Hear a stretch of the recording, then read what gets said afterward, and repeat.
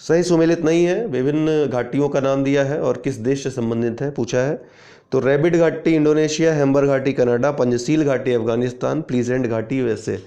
जो कई बार से यूपीपीएससी दे रहे होंगे उनको पता होगा कि रैबिट और प्लीजेंट बार बार कई बार पूछता है, रिपीटेड क्वेश्चन है। जैसे इसको रट लिया यूपीपीएससी को, 1-2 साल में देना ही देना रहता है। ये दोनों ही यूएसए में स्थित हैं दोस्तों, याद रखिएगा। रैबिड घाटी, प्लीजेंट घाटी दोनों ही यूएसए में स्थित है। तो पहला ही गलत है, इंडोनेशिया में नहीं यूएसए में है, कोलोराडो राज्य में। बाकी हेम्बर घाटी कनाडा में है, पंजशील तो ये भी पूछा है 1-2 बार, अफगानिस्तान में है, और प्लीजेंट घाटी यूएसए में है। तो इसका उत्तर हो जाएगा ए, सुमेलित नहीं है। अवशिष्ट पर्वत का उदाहरण नहीं। अवशिष्ट पर्वत क्या होता है? बचा खुचा। अवशिष्ट मतलब क्या होता है? बचा खुचा, ठीक है। तो बहुत कोई पुरानी चीज हो गई, घिस पिट करके, अपर्दन हो करके जो बचा हुआ स्वरूप होता है उसी को अवशिष्ट बोलते हैं। तो पर्वत का निर्माण जो है मूलतः कई कारणों से होता है। तनाव के कारण होता है, या संपीड़न के कारण होता है, या फिर ज्वालामुखी क्रिया के कारण होता है। तो कई प्रकार के पर्वत इस तरह से पाए जाते हैं, वलन के कारण पाए जाते हैं।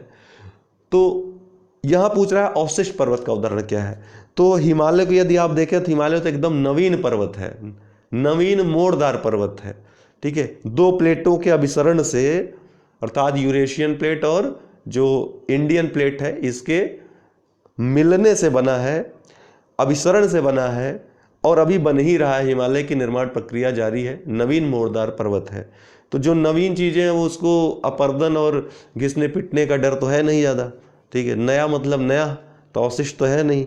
तो बाकी तीनों अवशिष्ट हैं। पश्चिमी घाट बहुत पुराना है, सह्याद्री। अरावली पर्वत तो अति प्राचीन प्री कैम्बियन युग का है, और पूर्वी घाट भी बहुत पुराना पर्वत है। हिमालय पर्वत जो है ये वलित पर्वत है, नवीन मोड़दार वलित पर्वत है। बाकी तीनों अवशिष्ट पर्वत के उदाहरण हैं।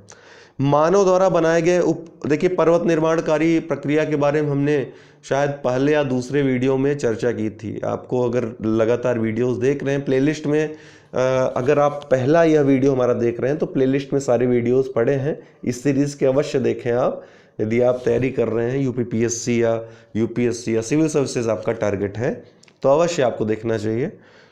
मानव द्वारा बनाए गए उपग्रह स्थापित होते हैं। जो मानव उपग्रह बनाता है, कृत्रिम उपग्रह जिसको कहते हैं, वह कहाँ पर स्थापित होते हैं? तो आपको पता है 5 मंडल पाए जाते हैं वायुमंडल परत जो हमारी है पृथ्वी की। तो सबसे नीचे का मंडल होता है क्षोभ मंडल होता है, जिसमें सभी लगभग मौसमी प्रक्रियाएं संपन्न होती हैं। उसके बाद समताप मंडल होता है, जहाँ पे आपका ओजोन परत, ओजोन लेयर पाया जाता है समताप मंडल के निचले भाग में, ठीक है, जो कि जो पराबैंगनी किरणें हैं सूर्य की खतरनाक, उनसे रक्षा करता है हमारी।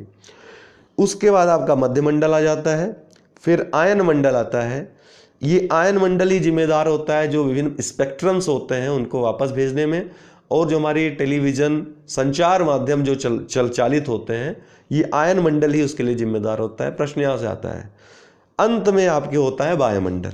तो यही वायुमंडल में ही जो कृत्रिम उपग्रह हैं, मानव द्वारा जनित उपग्रह हैं, वो स्थापित किए जाते हैं।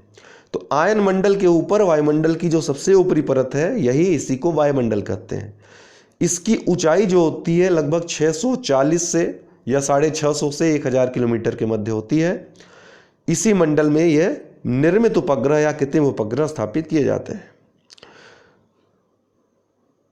अन्य जो प्रश्न यहाँ से आते हैं कि क्षोभ मंडल कितनी ऊंचाई तक पाया जाता है, तो लगभग 18 किलोमीटर जो पृथ्वी की सतह से ऊंचाई है, लगभग औसतन 18 किलोमीटर होती है। और यहीं पर सारी मौसमी गतिविधियाँ पाई जाती हैं, बादल, हवा, वायु, ये सब, ठीक है। समताप मंडल ये लगभग मौसमी गतिविधियों से रहित होता है। कभी कभी यहाँ पर बादलों की मौजूदगी देखी जा सकती है, कभी कभी बहुत रेयर केस में। यहीं पर वायुमंडली जो यही वो परत है जहाँ पर वायुयान उड़ाना चालक पसंद करते हैं, क्योंकि मौसमी गतिविधियों से रहित होता है। तो यहाँ पे कोई गतिरोध नहीं उत्पन्न होता है,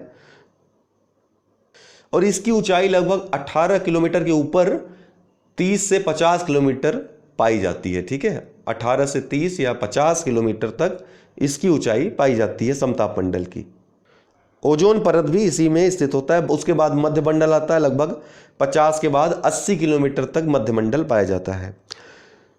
अगला प्रश्न है, दक्षिण अमेरिका का स्थल रुद्ध देश है। जो दक्षिण अमेरिका है क्या उसका स्थल रुद्ध देश कौन सा है? तो पराग्वे है इसका उत्तर। पराग्वे और बोलीविया ये दक्षिण अमेरिका के स्थलरुद्ध देश हैं। ये है दक्षिण अमेरिका। यहाँ पे आप देखेंगे स्थलरुद्ध देश तो बोलीविया और पराग्वे, इनकी कोई समुद्र तट रेखा नहीं है। ये चारों तरफ से विभिन्न देशों से घिरे हुए हैं। ठीक, तो ये बोलीविया और पराग्वे स्थलरुद्ध देश हैं। इसका उत्तर क्या हो जाएगा? पराग्वे। दोस्तों ध्यान रखिएगा कि संसार का सबसे बड़ा अगर स्थलरुद्ध देश पूछा जाए कौन है तो कजाकिस्तान है। ठीक है, एशिया में कजाकिस्तान संसार का सबसे बड़ा स्थलरुद्ध देश है। हम किसी वीडियो में जितने भी स्थलरुद्ध देश हैं विभिन्न महाद्वीपों के या महाद्वीप वाइज या फिर एक साथ सबका मैं बता दूंगा कौन कौन से स्थलरुद्ध देश, क्योंकि यहाँ से प्रश्न अक्सर पूछा जाता है। यूपीपीएससी का पेट क्वेश्चन है ये। अगला, विक्टोरिया जलप्रपात व करीबा बांध किस नदी पर स्थित है?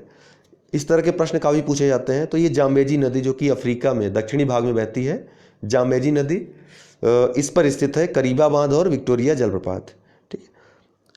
लिम्पोपो नदी दोस्तों ये बहुत महत्वपूर्ण नदी है क्योंकि ये मकर रेखा को 23.5 डिग्री दक्षिणी अक्षांश रेखा को 2 बार काटती है।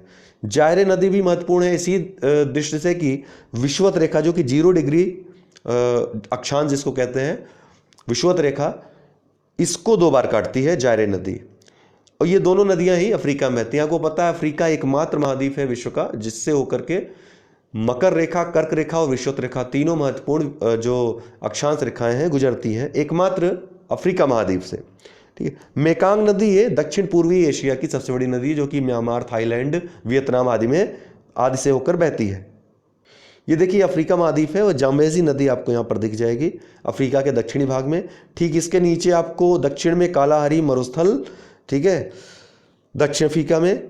नामीब डिजर्ट यहाँ पर आपको मिलेगा पश्चिम में। मेडागास्कर द्वीप पूर्व में महत्वपूर्ण स्थान है। लेक विक्टोरिया, विक्टोरिया झील है, यहीं से होकर नील नदी निकलती है जो कि विश्व की सबसे लंबी दूरी तय करने वाली या सबसे लंबी नदी है। सबसे बड़ी नदी कौन सी है? सबसे बड़ी नदी है अमेजन नदी जो कि दक्षिणी अमेरिका में होकर बहती है। और ये नील नदी जाकर के कहाँ गिर जाती है? मेडिटेरियन सी में, भूमध्य सागर में जाकर के गिर जाती है। ठीक, इसके अलावा अन्य जो महत्वपूर्ण नदियाँ यहाँ की, ये कांगो नदी यहीं पर आपकी ये विषुवत रेखा है। ठीक है, विषुवत रेखा को ये कांगो जायरे नदी जो है 2 बार कट करती है। ये किलिमंजारो पर्वत है आपका। उत्तर में जो महत्वपूर्ण नदियां हैं नाइजर नदी है और नील नदी तो है ही ये। तो इसका उत्तर क्या है? जाम्बेजी नदी। भूमंडलीय तापन में सर्वाधिक किस गैस का योगदान है? भूमंडलीय तापन में सर्वाधिक किस गैस का योगदान है? तो जलवाष्प का योगदान सर्वाधिक है, उसके बाद कार्बन डाइऑक्साइड का। ये योगदान की बात कर रहा है, क्षमता की बात नहीं कर रहा है। क्षमता की बात करेगा तो जो दिया है इनमें सबसे ज़्यादा क्षमतावान जो है मीथेन है गर्म करने में। इनको ग्रीन हाउस गैसें भी कहते हैं। ग्रीन हाउस क्या होता है हमने आपको एक बार बताया था, आपको पता भी होगा मैक्सिमम लोग जो पढ़ाई करते हैं कि अक्सर कई ऐसी जगहें होती हैं जहाँ पे धूप बहुत कम निकलती है। वहाँ पे जो पौधे लगाए जाते हैं उनको पर्याप्त मात्रा में उष्मा मिल सके, इसके लिए क्या करते हैं, एक ग्लास का कृत्रिम छत बना देते हैं। ये ऐसी छत होती है कि सूर्य का प्रकाश इस छत को पार करके पौधों तक आ तो जाता है, लेकिन बाद में इसको क्रॉस करके परावर्तित होकर के ऊपर नहीं जा पाता है। इस ग्लास को लौटते वक्त पार नहीं कर पाता है। इसी को ग्रीन हाउस इफेक्ट कहते हैं। ठीक यही इफेक्ट कुछ गैसें पैदा करती हैं हमारे वायुमंडल में, जैसे जलवाष्प हो गया, कार्बन डाइऑक्साइड हो गया, मीथेन हो गया, कार्बन मोनोऑक्साइड हो गया। ये सब क्या करते हैं, सूर्य से जो आपतित प्रकाश होता है उसको पृथ्वी तक तो आने देते हैं, लेकिन पृथ्वी से जो परावर्तित प्रकाश होता है, जो कि दीर्घ तरंग दैर्घ्य का जो प्रकाश होता है, जो वापस होता है, उसको ये रोक देते हैं। इससे क्या होता है, भूमंडल में एक सामान्य ताप बना रहता है जीवन जीने के लिए।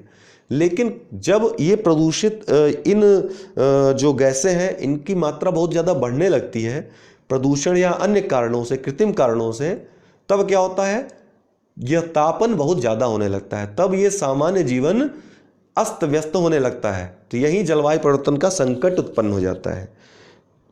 जिसको हम भूमंडलीय तापन या ग्लोबल वार्मिंग की संज्ञा देते हैं।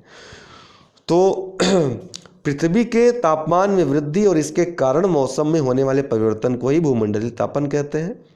भूमंडलीय तापन में योगदान करने वाली गैसों का योगदान करने वाली और क्षमता में अंतर समझिएगा। आपको मैं बार बार बोल रहा हूँ, काफ़ी बार आपके जब आप एग्ज़ाम में पेपर देते हैं तो क्षमता और योगदान इसमें अंतर नहीं कर पाते हैं। ठीक है, क्षमता मतलब कोई वस्तु हो उपस्थित या ना हो या बहुत कम मात्रा में हो। ठीक है, वो उसका क्षमता क्या है, कितनी वो इफेक्ट कर सकती है। योगदान क्या है, मतलब मौजूद रहकर योगदान देना। तो किनकी मौजूदगी से ज़्यादा भूमंडलीय तापन का जो प्रभाव है पड़ रहा है, यह पूछ रहा है ये। तो जलवाष्प की मात्रा सर्वाधिक है, इसी के कारण सबसे ज़्यादा भूमंडलीय तापन होता है। इसका जो योगदान है लगभग 50% से या 50% से अधिक है। वहीं कार्बन डाइऑक्साइड दूसरे नंबर पे आता है, जिसका योगदान 20 से 25% तक है।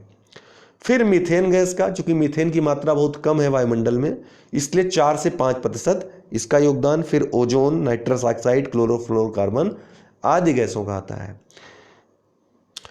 तो इसका जो सही उत्तर होगा वो होगा जलवाष्प, योगदान। ठीक है।